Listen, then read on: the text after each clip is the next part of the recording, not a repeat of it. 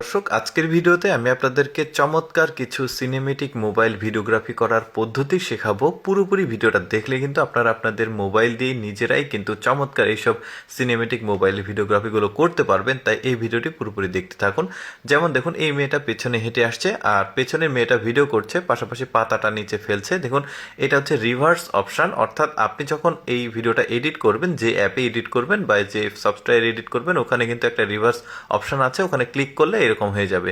তারপরে দেখতে পাচ্ছেন এখানে একটা দৌড়ের ফুটেজ নিচ্ছে, মেয়েটা দৌড় দিচ্ছে আর এই পেছনের মেয়েটা দেখুন স্ট্যান্ড দিয়ে পেছনে মোবাইলটা ধরে আছে। দেখুন কত চমৎকার একটা ফুটেজ এসেছে।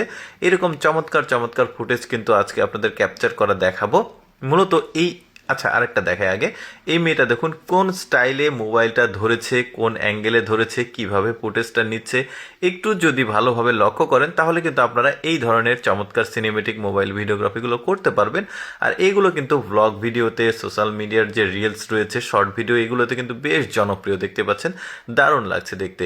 এরপরে দেখুন একটা রেল স্টেশনে এসেছে, তো এখানে সিঁড়ি আছে, তো কিভাবে শটটা নিচ্ছে পেছনের মেয়েটা, এটাকে আপনাকে একটু ভালোভাবে খেয়াল করতে হবে। দেখুন চমৎকার একটা হেঁটে আসার ফুড সিনেমেটিক ভিডিও, বেশ চমৎকার লাগছে। তারপরে উপরের যে অংশটুকু সেটাও ক্যাপচার করা হয়েছে, তারপরে আবার সে চলে যাচ্ছে, এইটাও বেশ চমৎকার। আপনাকে খেয়াল করতে হবে যে ওই মেয়েটা কিভাবে কোন স্টাইলে ভিডিওটা করছে। দেখুন একটা আয়না সেট করেছে এই মোবাইলের যে ক্যামেরা লেন্স আছে সেখানে, তো এখানে ডাবল পার্টের একটা মানে ভিডিও শ্যুট হবে। দেখুন ওই আয়নার সামনে কিন্তু মেয়েটাকে